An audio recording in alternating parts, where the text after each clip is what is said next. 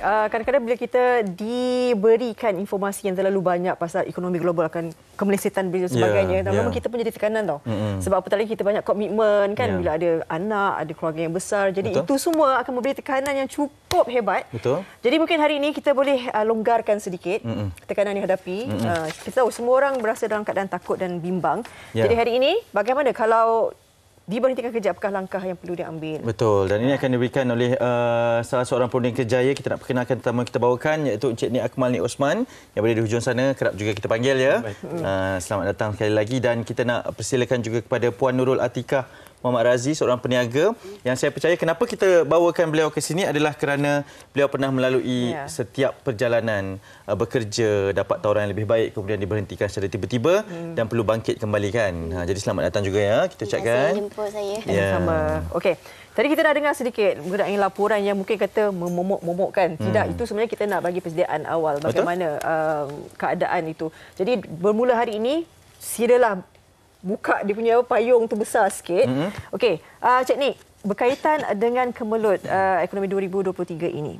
Setakat ini dah Disember, kita dah nak berapa hari lagi nak masuk 2023? Sikit lagi. Jadi bagaimana sebagai perunding kerjaya yang sudah biasa kan melihat dengan individu-individu yang tempias COVID tu masih sampai sekarang pun belum ada lagi kerja tetap kan, dengan 2023 yang bakal menjelma, bagaimana melihat keadaan ini sekarang? Baik, melihat keadaan sekarang, mari saya sebut satu stereotip yang kita kena buang pertama sekali. Kalau kerja di syarikat yang besar, itu kerja yang gah, orang suka, dipandang tinggi.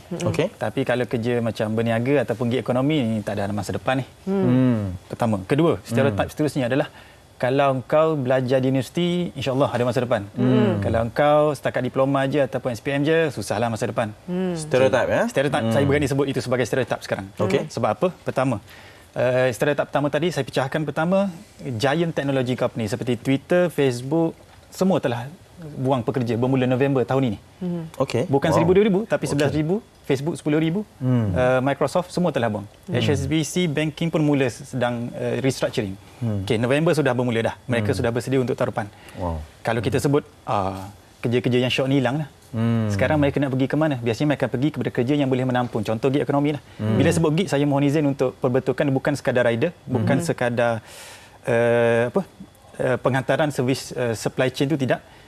Gig ekonomi adalah kerja freelance juga gig ekonomi.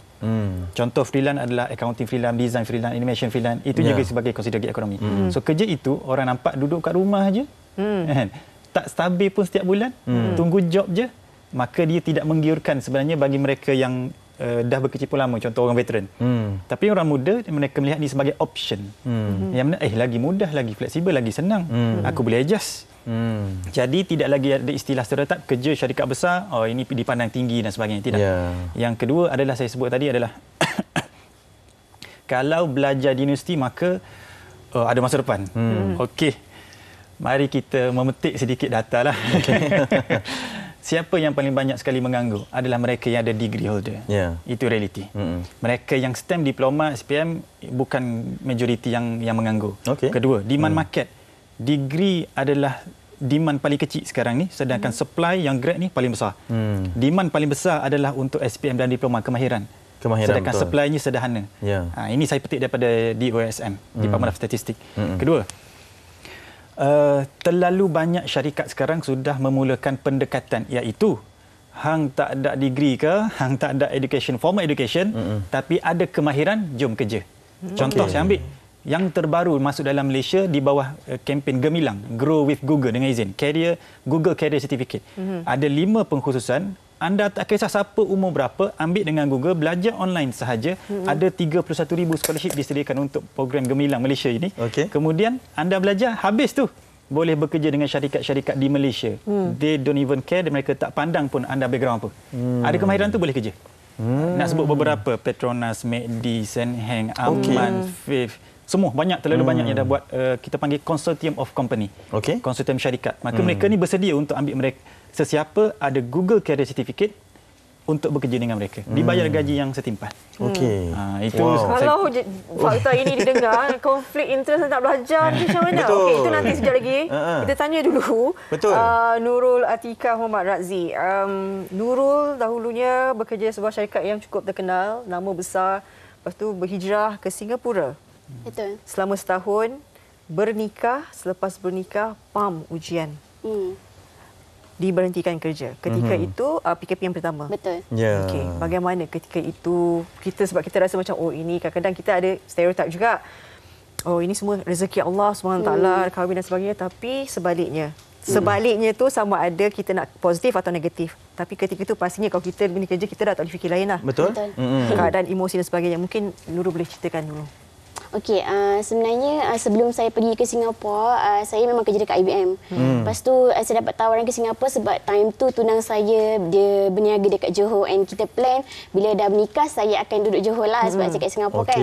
Tapi nasib tak baik time tu, kita pun tak tahu kan time dapat resolution letter time tu baru je beberapa hari nikah. Sebab atas alasan Malaysia dah lockdown dulu daripada Singapura time tu. Time tu saya tak terfikir negatif lagi sebab kita tak pernah berhadapan dengan pandemik seteruk ni kan. Betul. Lepas tu bila lama tu saya dengan husband fikir sebab dia ada kepakaran dalam perniagaan sebab dia memang berbisnes kan. So apa kata saya pun join dengan dia buat sama-sama. So dari situ dia tak boleh berniaga, kita just jual air dengan modal RM50 sahaja.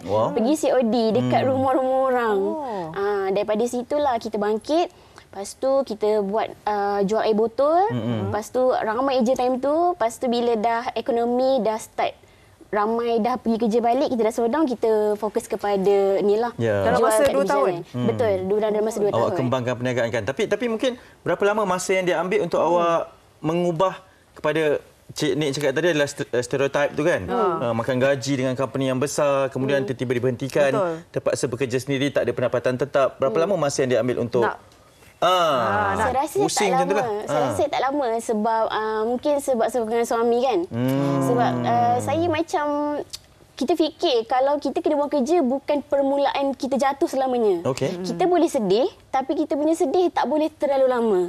Kita tunggu dah sebulan, lepas tu kita have to go with the flow je lah.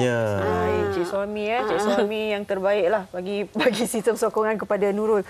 Mungkin Nurul punya kekuatan tu dia ada orang yang support. Betul. Mungkin ada yang sebahagiannya Cik Nik angguk ya. Mungkin tidak ada sistem sokongan yang seperti mana Nurul alami. Kadang-kadang mungkin dia contoh, saya ambil situasi mungkin ibu tunggal yang perlu besarkan anak yang lain, tiba-tiba berhenti kerja dan sebagainya. Itu satu lagi situasi yang agak sukar kan. Bagaimana pula kalau orang sedemikian, bagaimana nak luruskan jalan tu kan. Mula-mula kalau Hanif ni dia kata kalau nangis dulu, healing nak pakai duit pula, alamak. Macam mana tu? Okey. Baik, menarik. Saya mohon izin sebut tentang bila berlaku perubahan, emosi kita kena adapt. Bila sebut adapt dengan perubahan emosi ni, kita ada satu konsep panggil sebagai Serah curve. Curve Serah. Curve ini adalah pertama sekali bila berlaku perubahan, emosi kita akan marah dulu. Marah, betul. Kenapa ni kan? Apa hal? Kemudian masuk fasa rejection. Bila rejection ni salah dia ni kenapa macam ni, aku tak nak. And then baru masuk fasa acceptance, kita mula menerima. Bila kita setelah menerima, okey, kita redha, kita pasrah. Kalau dalam agamanya kita ajar inni zanni abdi, aku bersangka baik, Allah ni pada sangkaan kita. So kena husnuzon pada Tuhan. Kemudian masuklah fasa healing ataupun hope. Bila fasa healing hope ni baru kita sudah ready untuk move on. Fasa ni Puan Atikah awesome. Mungkin makan masa 3 jam, 3 hari. Ada orang mungkin sampai 3 minggu. So fasa ni kita kena pendekkan, kena cari kekuatan lah. Okay, baik. Bercakap tentang bila diberhentikan, kalau nak selepasnya, saya mohon bagi sesiapa yang belum lagi diberhentikan ke ataupun kena hint ke. Dari hint sikit kan.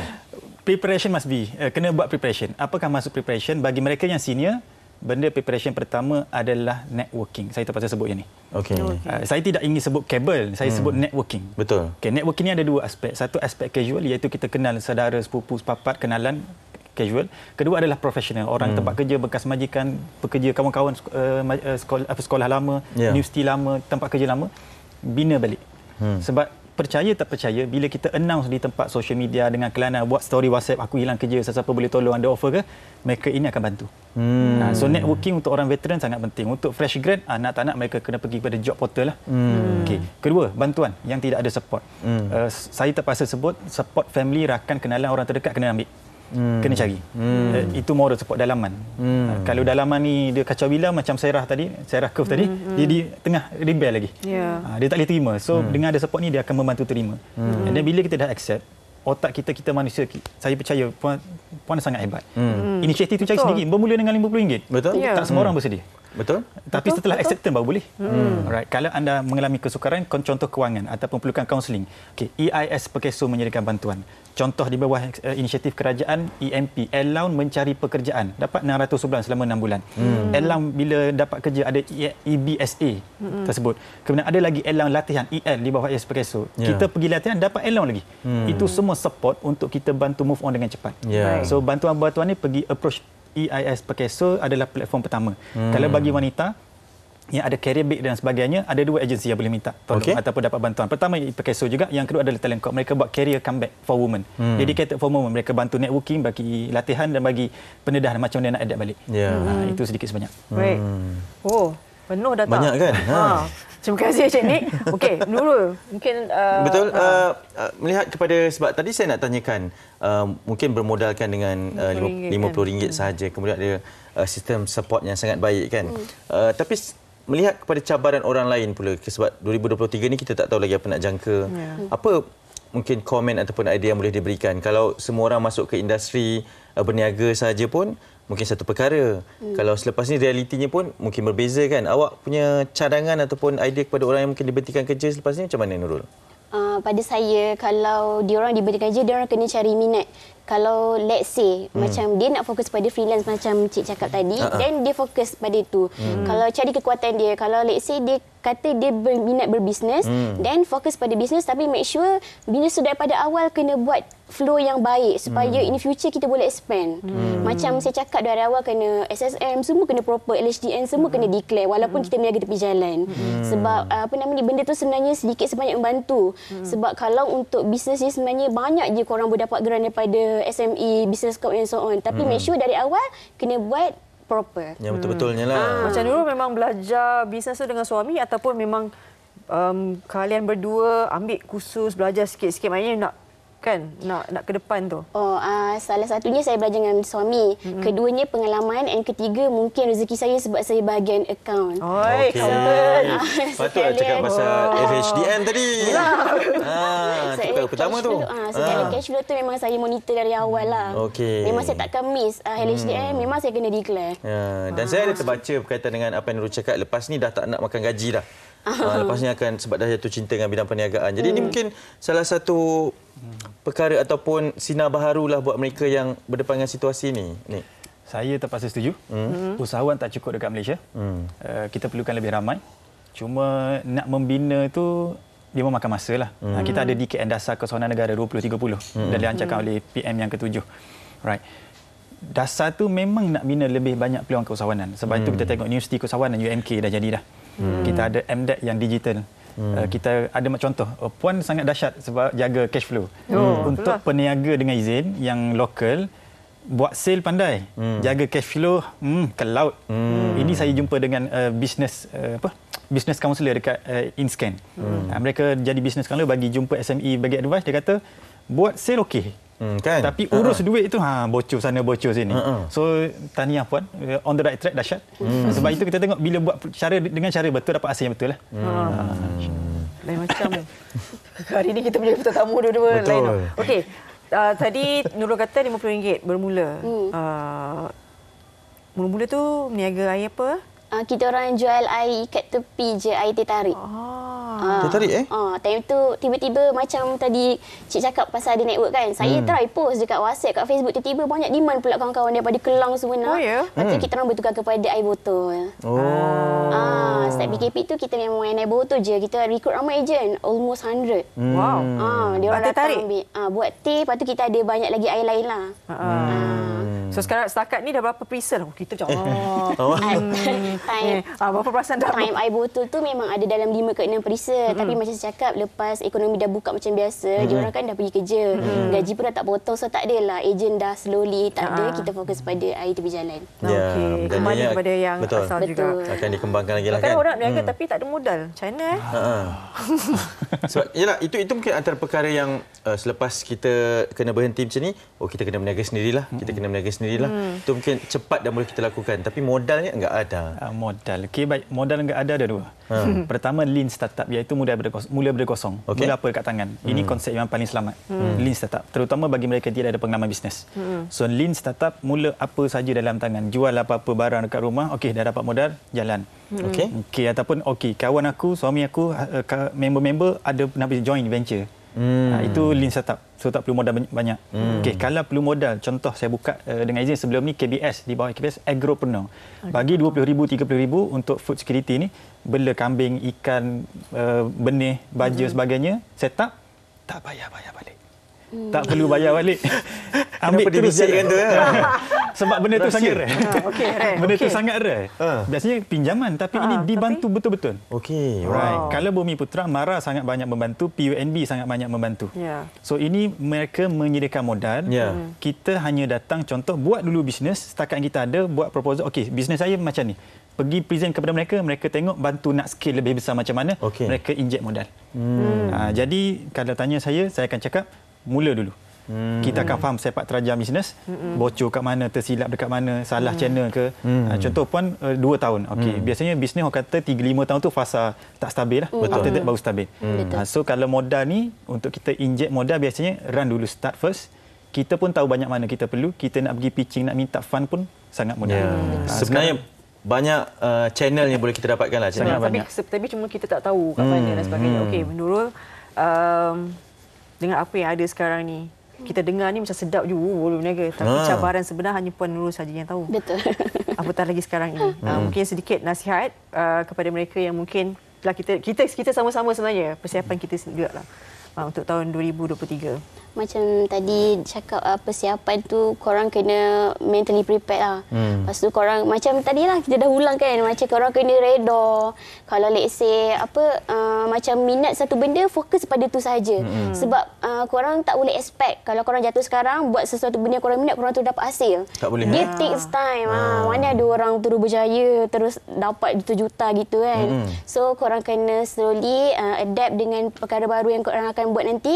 Lepas tu go with the flow lah. Masuk channel yang betul-betul. Macam kalau nak masuk bisnes, belajar marketing. Marketing ada banyak. Kalau korang tak mampu nak bayar mahal-mahal, korang boleh tengok dekat YouTube. Belajar daripada cara previous business owner yang dah berjaya. TikTok ada, Facebook ada, Instagram ada, semua ada. Boleh tengok. Betul. Dan sekarang zaman yang serba luas kan? Betul. Okey, terima kasih diucapkan kepada kedua-duanya. Saya percaya ini satu perkongsian pengalaman dan sangat juga satu nilai yang sangat baiklah daripada Encik Nik kan. Stereotip tu perlu kita hapuskan. Kita perlu bersedia sebab ini dah nak masuk tahun 2023. Ini adalah Encik Nik Akmal Nik Osman, Perunding Kejaya, dan juga Puan Nurul Atikah Muhammad Razi, salah seorang peniaga yang berdepan dengan cabaran ketika ekonomi yang tidak menentu ini. Baik.